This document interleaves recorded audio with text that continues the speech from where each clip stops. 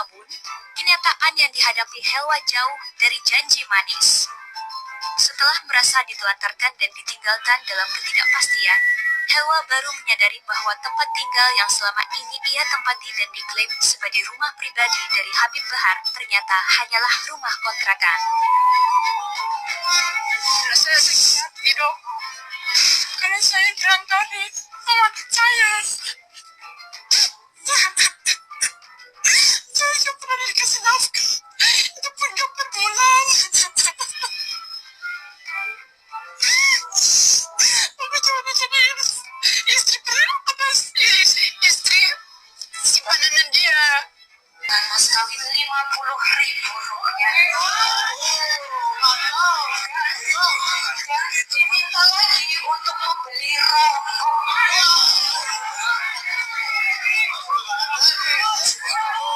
Luar biasa, Dek. Sebegitu juga berharganya kita. Saya kata yang unik aku beli rokok. Alhamdulillah. Kau mempermainkan perempuan-perempuan di luar sana. Cukup aku yang menjadi korban. Dugaan kekerasan seksual yang dituliskan oleh Komnas Perempuan itu selama menikah saya diperlakukan seperti, mohon maaf ya, bukan seperti istri. Jadi saya hanya ditemui hanya untuk melayani dia, setelah puas dia pergi meninggalkan saya sesuka hatinya. Jadi pada saat menikah itu saya dipaksa menyiapkan alat kontrasepsi. Assalamualaikum warahmatullahi wabarakatuh. Bismillahirrahmanirrahim. Bismillahi walhamdulillah wassalatu wassalamu ala rasulillah wa ala alihi wa sahbihi wa mawala wa la hawla wa la quwata illa billah, amma ba'du. Saudara-saudari, para sahabat yang berbahagia dimanapun Anda berada saat ini, alhamdulillah kita bisa berjumpa lagi di channel Wali NU ini. Pada kesempatan kali ini kita akan menayangkan kepada Anda video-video yang berkaitan tentang poligami. Dan kali ini kasus-kasus poligami yang dilakukan oleh para habaib di Indonesia. Yang tampak di layar perangkat Anda saat ini Zeda Salim. Beliau, ya kita sebutlah sekarang menjadi mantan istri dari seorang Habib di Indonesia. Saudara-saudari, ya, poligami itu memang ada nas yang membolehkannya, bahkan menggunakan kalimat perintah, fi'lun amri. Fankihu ma taba lakum minan nisa'i masna wa sulasa wa ruba'. Fa in khiftum alla ta'dilu fawahidah. Maka nikahilah perempuan-perempuan manapun yang engkau sukai, 2, 3, atau 4. Kalaulah engkau tidak mampu berlaku adil, maka satu saja. Memang itu kalimah perintah, ya. Tetapi amanah Allah jangan disalahgunakan. Ya. Sebenarnya hal ini tidak terjadi pada klan habaib saja. Kepada siapapun itu berpotensi terjadi penyalahgunaan nas-nas Allah ataupun perintah-perintah Allah. Tetapi dalam topik tentang fenomena habaib ini hanyalah untuk menyampaikan kepada Anda bahwasanya habaib atau kabib-kabib itu tidaklah maksum. Mereka berpotensi melakukan maksiat, berpotensi melakukan dosa-dosa, berpotensi melakukan kejahatan, kezaliman. Klaim mereka sebagai ahlul bait, sebagai zuriyah Nabi Muhammad, itu pun tidak terbukti secara sejarah, secara nasab, secara DNA. Saudara-saudara, ya. Jadi tayangan kali ini untuk hanya mengingatkan kepada Anda bahwa khususnya kepada kaum perempuan Indonesia dan secara umum para wanita dimanapun, dan juga kepada keluarga-keluarga orang tua yang selama ini berpikir bahwa menikahkan anaknya kepada habaib adalah suatu perbuatan yang suci, atau pesantren-pesantren, kiai-kiai yang menikahkan santri-santrinya, menjodohkan santri-santrinya kepada habib karena meyakini mereka sebagai ahlul bait Nabi atau keturunan Nabi, cucu Nabi, zuriat Nabi. Ini bisa menjadi masalah di kemudian hari. Video-video yang sebelumnya tadi ini adalah sebagian kecil yang sudah muncul ke ruangan publik. Saudara-saudara, kasus-kasus fenomena pernikahan poligami para kabib-kabib di Indonesia, di mana mereka melakukan penyiksaan kepada istri-istrinya macam-macam. Mereka menjanjikan juga macam-macam, dari membelikan rumah, membiayai kehidupan, menafkahi zahir dan batin, tetapi mereka melanggar semua janji-janjinya. Kenapa? Ya karena mereka tetap manusia biasa, berpotensi melakukan kesalahan besar ataupun dosa besar menurut agama. Para kabib-kabib Ba'alawi itu juga berpotensi menyalahgunakan nas-nas Al-Quran maupun hadis. Yang paling besar saat ini yang sudah tampak di permukaan adalah penyalahgunaan istilah Ahlul Bait Nabi. Penyalahgunaan sebagai zuriyah Nabi Muhammad, mengklaim yang faktanya tidak terbukti. Penyalahgunaan kalimat-kalimat wajib mencintai Nabi Muhammad. Dengan begitu kemudian menarik siapa saja untuk ikhlas menyerahkan apa yang mereka miliki. Dari harta benda hingga anak pun diserahkan. Atau diri sebagai perempuan diserahkan demi dikawini, dinikahi oleh kabib-kabib. Dan yakin bahwa menikahi mereka adalah sebagai bentuk kepatuhan kepada zuriyah Nabi Muhammad. Ini bermasalah, saudara-saudara. Jadi apalagi ya buat kaum perempuan dimanapun ya. Apabila ingin menikah, walaupun ada hadis yang menyebutkan juga memperhatikan perkara nasab calon jodohnya, keluarganya dari mana, tetapi yang utama tetap Nabi kepada agamanya. Maka kalau bicara agama berarti Islamnya. Kalau bicara Islam berarti pengetahuan Islam dan pengamalannya. Perhatikan betul-betulkah dia seorang mukmin, seorang muslim.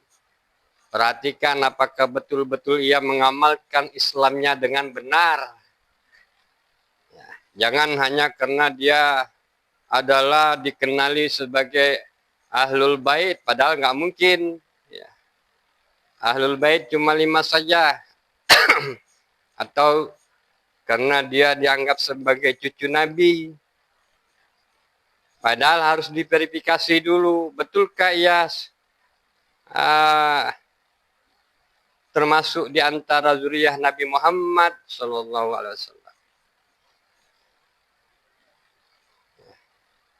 Maka nikahi yang paling utama adalah didasarkan karena agamanya yang benar. Bukan semua klaim.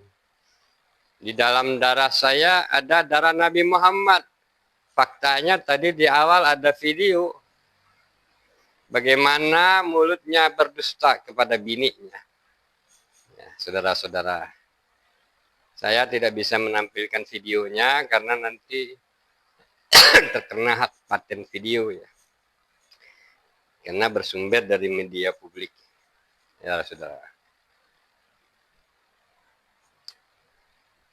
Nah, coba kita tonton dulu rekaman video berikut ini ya. Macam penjuru untuk supaya jauh dari Allah Subhanahu wa taala. Mulai banyak orang-orang liberal di luar sana yang mulai untuk apa? Untuk supaya mengotori kita punya keimanan di hati kita kepada Allah Subhanahu wa taala. Maka oleh sebab itu hati-hati. Hati-hati karena banyak orang-orang liberal yang kurang ajar di luar sana, saudara sekalian. Saudara, babi nggak jadi halal gara-gara label sapi, saudara. Begitu juga film liberal nggak jadi halal dengan label santri, saudara. Sampai sini paham? Pret.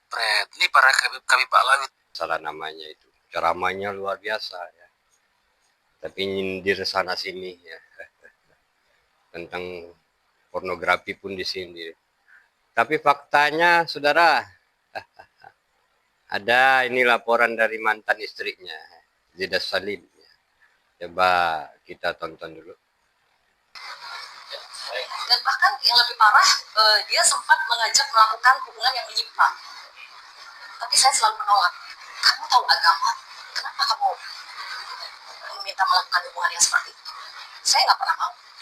Dan yang terakhir, setiap kali mau memberikan saya naskah batin atau berhubungan suami istri, itu dia selalu memaksa saya menonton film yang tidak pantas. Saya begini, saya merasa sebagai perempuan dianggap apa ya sama dia.